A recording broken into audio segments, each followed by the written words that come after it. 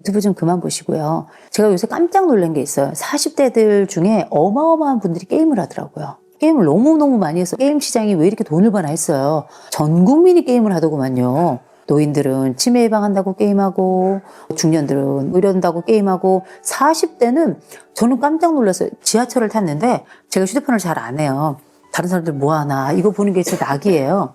쭉 보는데 야 정말 이거는 뭐 남녀노소 빈부귀천 가릴 것 없이 다 게임을 하고 있는 거 깜짝 놀랐어요. 그랬더니 나이 드신 분들은 다 맞고 이거 하고 있고 40대들은 무슨 뭐 이렇게 지 혼자 돌아가는 게임 같은 게 있더라고요. 리니지 게임처럼 이렇게 하는 것들도 많이 하더라고요. 요 세대가 게임 세대예요. 애니빵부터 시작해가지고 게임 세대라서 그거 알겠는데 그렇게 게임 쫙 하고 나서 인생이 허무하대요. 삶이 무슨 의미가 있냐요. 그러면서 40대가 목숨을 끊어요. 도대체 무슨 일일까?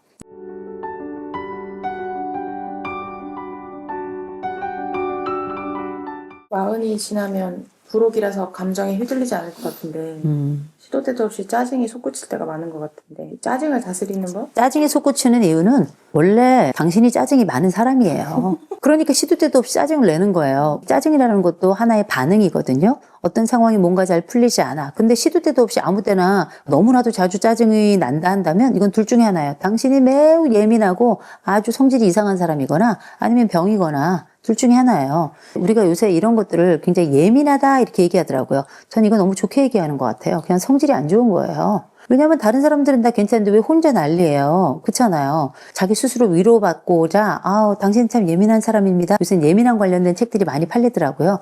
이거 다시 읽으셔야 됩니다. 당신은 성질이 이상해요. 라고 읽으셔야 돼요. 매사 예민하는 게 어떻게 그게 정상입니까? 이건 예민을 넘어서 예민이라는 건 피부에 껍질이 탁 벗겨졌어요. 피부에 뭔가 이렇게 탁 다 얼마나 아파요. 그렇잖아요. 말초 부위로 갈수록 그런 부분이 예민해질 수밖에 없어요. 매사 예민하다? 이거는 많이 다쳤거나 정말 성질이 이상한 거예요.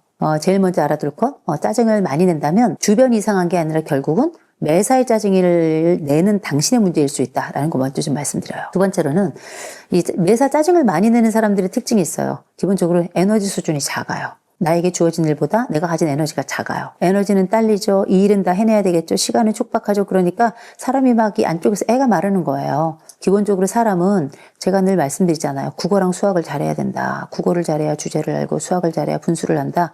아주 불편하고 형편없는 말처럼 드리겠지만 자기 에너지 수준을 아는 게 주제를 아는 거예요. 그건 되게 중요해. 이를테면 저 같은 사람은 에너지가 굉장히 많은 사람이에요. 이 에너지가 굉장히 많은 사람들은 말을 많이 해도 많이 돌아댕겨도 하루 종일 달리고 와서도 잠깐 눈 붙여 눈이 딱 떠져요.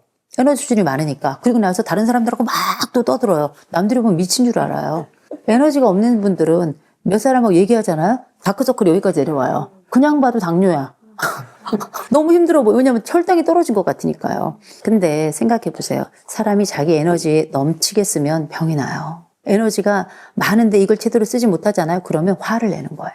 에너지가 많은 사람인데 이 에너지를 누르고만 있으면 이 사람은 분노가 커지는 거고요. 에너지가 적은데 이 사람에게 에너지를 그 이상으로 쓰게 하면 굉장히 짜증스러워지는 거예요. 자기 에너지 수준을 알아야 돼요. 그래서 요새 많은 분들이 자기의 상황을 편안하게 알리기 위해서 뭐 하냐면 MBTI 많이 하죠. 40대에 대해서 얘기를 하니까 이제서야 제가 말입니다만 40 넘어서 MBTI는 다 이것의 출생 자체가 그래요. 이게 원래 타고난 기질에 관련된 거라 한 25, 30 정도까지만 해당이 되는 이야기예요. 근데 이게 그렇다고 완전히 나쁜 건 아니에요. 이 MBTI 같은 경우는 40 넘으면 별로 의미가 없어요.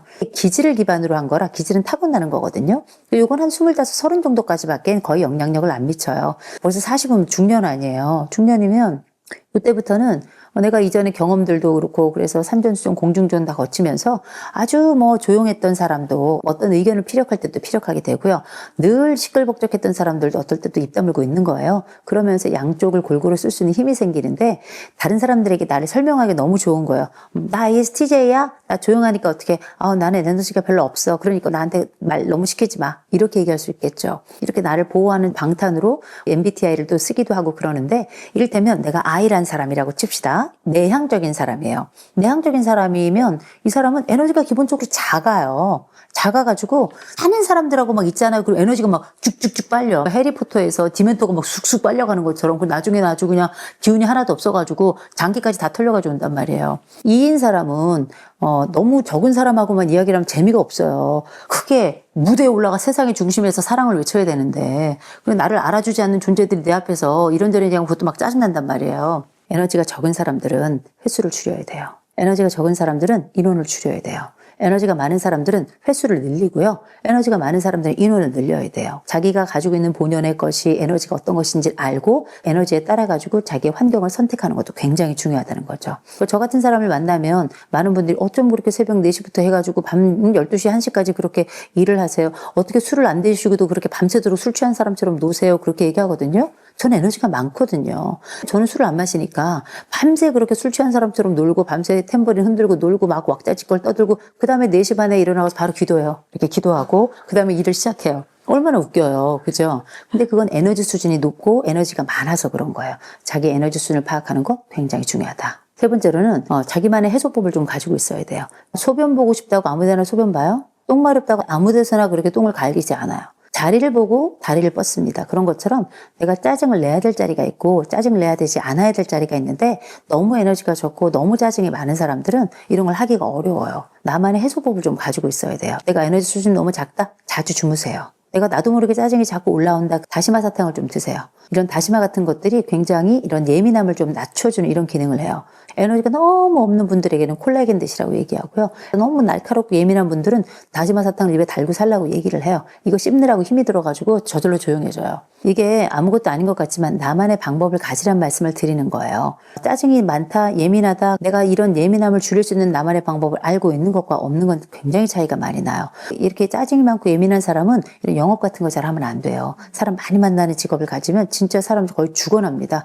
함께 만나는 사람도 힘들지만 당사자는 또 얼마나 힘들겠어요. 내 직업 선택도 잘 해야 되겠지만 나만의 해소법을 가지고 있으면 괜찮아요. 짜증이 많은 사람들은 저는 좀 자주 주무시길 말씀드렸잖아요.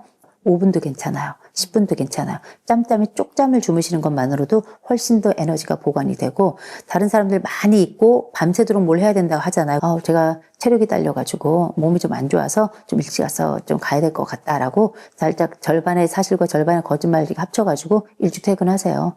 회식 다 못하고 와도 괜찮으니까. 이 사람 에너지 없는 건 다른 사람들이 먼저 알아요. 저것도 조금 있으면 승질내겠구나. 조금 있으면 또 이게 널브러지겠구나. 금방 알거든요. 이 짜증내는 사람들이 또 자존심은 또 세요. 체력도 안 되는데 끝까지 앉아있거든요. 그거 민폐입니다. 자기 자신에게도 좋지 않고 다른 사람들도 인상 박박 쓰고 앉아있는 그 사람 쳐다보는 것도 쉽지 않거든요. 국어 수학을 잘하는 그 차원에서 나를 보호하는 바로 그 점수, 고 영역대. 내가 요쯤 되면 피곤하구나. 요쯤 되면 짜증이 올라오는구나. 특별히 내가 어떤 부분에 발작 버튼이 있구나. 이런 것들을 알아차리는 것도 굉장히 중요하겠죠. 내 안에 불안을 줄이는 방법 중에 하나. 그러면 유튜브 좀 그만 보세요. 그러면 유튜브. 쇼츠, 유튜브, 이거 우리가 다 아다시피 뇌썩음 현상 유발하잖아요. 우리가 그 짧은 영상들이 우리 뇌를 다 통과해가지고 정보로 딱 지나가는데 실제 우리가 어떤 기억을 볼 때 뭔가를 보면 막 깨닫고 이런 거 재밌네 해서 다 기억할 것 같은데 지나보면 하나도 기억 나오지 않죠. 왜냐하면 사람은 머릿속에서 한 번에 처리할 수 있는 정보가 5 플러스 마이너스 2개예요. 3개에서 많아봐야 7개 정도? 요 사이 지점에서 이걸 이제 작업기억이라고 부르는데 여기서 우리가 기억들을 처리를 하는 거거든요.